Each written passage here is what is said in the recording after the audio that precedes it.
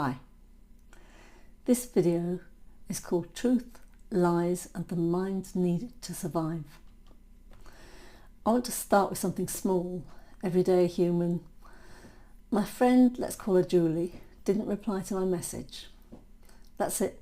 No drama, no catastrophe, just silence. Just silence.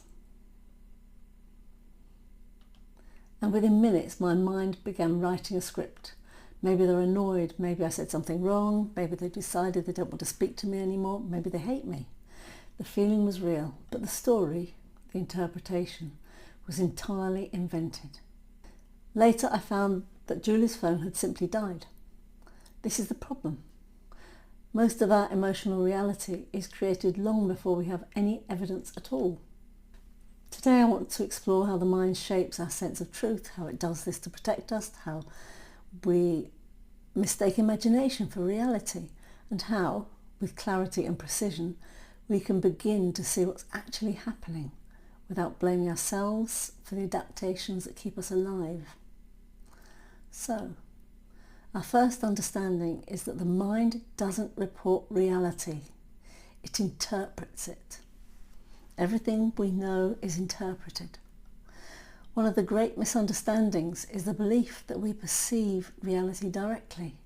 We don't. We perceive a constructed model built on memory, pattern recognition, emotional associations, survival strategies, and expectations. A whole raft of things we put together and make a so-called reality out of. And we experience this reality as truth. This has been shown by neuroscientist Benjamin Libet, when in 1981 he demonstrated that the brain begins preparing actions several hundred milliseconds before we become conscious of deciding them. We're not the origin of the process, we are the narrator who comes in after the fact. We know not of what happens, we only know of what has happened, albeit by a fraction of a millisecond. We create a false narrative when we attempt to explain decisions we did not even fully choose. We didn't understand them, we didn't know they happened before we were consciously aware of them. Again, Spinoza understood this way back in the 17th century. He wrote that everything in the mind serves the conatus, that drive to persist, survive, organise and make sense of the world.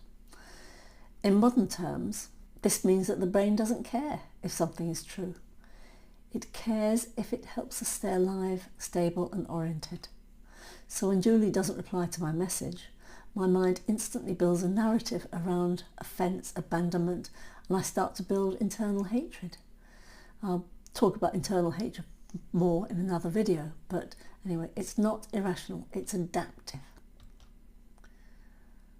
If silence once meant danger, rejection or humiliation in early life, the brain learns to detect it as a threat now, not because we're weak, but because the organism remembers everything and it uses it to create structures later.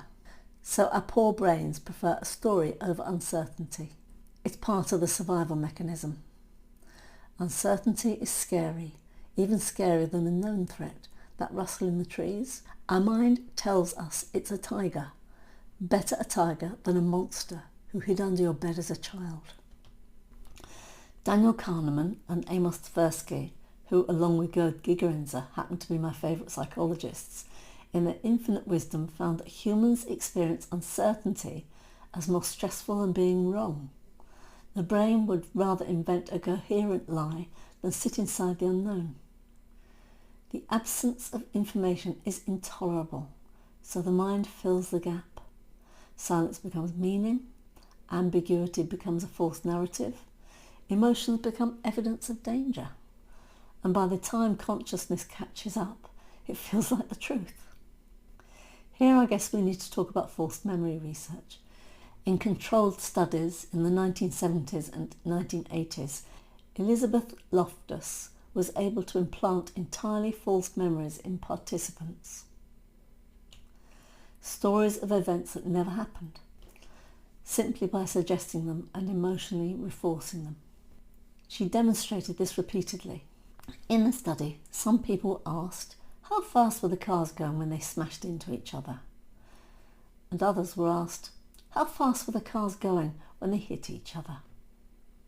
Those that heard the word smashed, which implies a more severe collision, were influenced, and in their recollections of the event they estimated higher speeds by the car when compared to those who heard the word hit. Later, the participants were asked if they'd seen broken glass at the scene, even though no broken glass was present in the slides.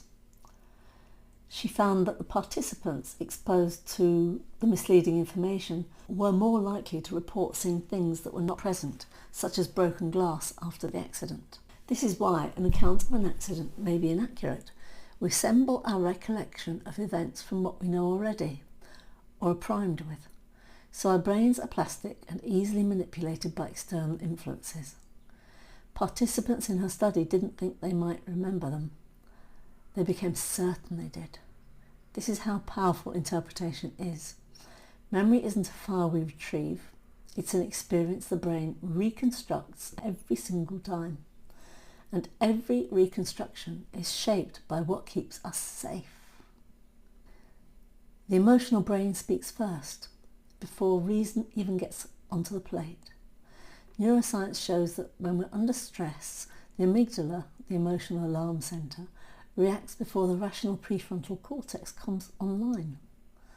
This is why you can feel rejected without any evidence of being rejected. It's not a failure of character. It is the order in which the nervous system processes experience. The body reacts, the mind explains the reaction through our existing interpretations. And then we believe the explanation. Complicated? Yup. How about some real-world examples? We see this everywhere. Studies published in Psychological Science show that eyewitness testimonies, even from confident witnesses, is often wrong because the brain rebuilds what it thinks it saw based on an emotional state and expectation. The Mandela effect, large groups of people remembering something that never happened. Not stupidity, collective recollection, reconstruction. Placebo and nocebo effects. Expectation alone changes our pain, physiology, immune response and healing rate. The brain doesn't just interpret reality, it modulates it. So now for the practical shift. How do we navigate this? Not through blame, not through guilt, not through forcing ourselves to think differently and change, because the organism evolved this way for a reason. Instead, we begin with observation, without interpretation. Ask yourself, what am I experiencing before I explain it? This is the foundation of realism and the practice that we undertake. First, we separate the three layers. What happened externally, what I felt internally, what I told myself about what happened. Most people live with all three collapsed into one experience. For example, your boyfriend doesn't return your call. He didn't reply, therefore he doesn't care. When you separate them, clarity returns. Next, expect the mind to invent something, not because you're irrational, but because you're human. When you see this happening in real time, the intensity begins to dissolve, and eventually it just becomes humorous.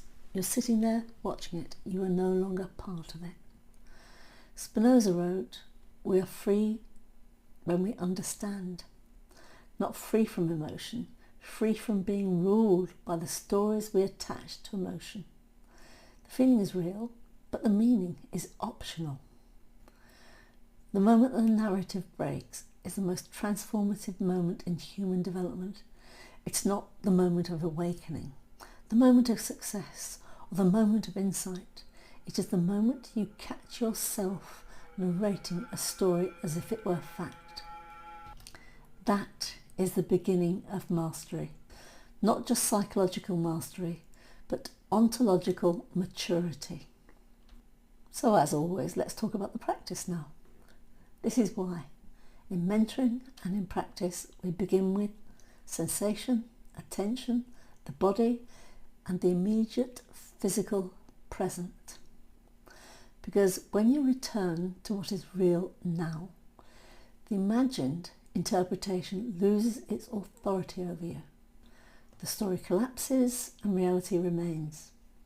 And life becomes a lot simpler, cleaner and more stable. In closing, I'll offer you this. Next time someone doesn't reply, someone looks away,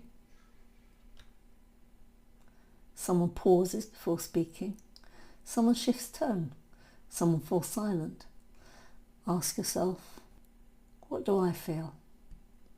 What happened? What am I adding to this? Not with judgment, with curiosity. Your mind is not lying maliciously. It's making meaning in the best way it knows, based on everything it has learned while trying to keep you alive thus far.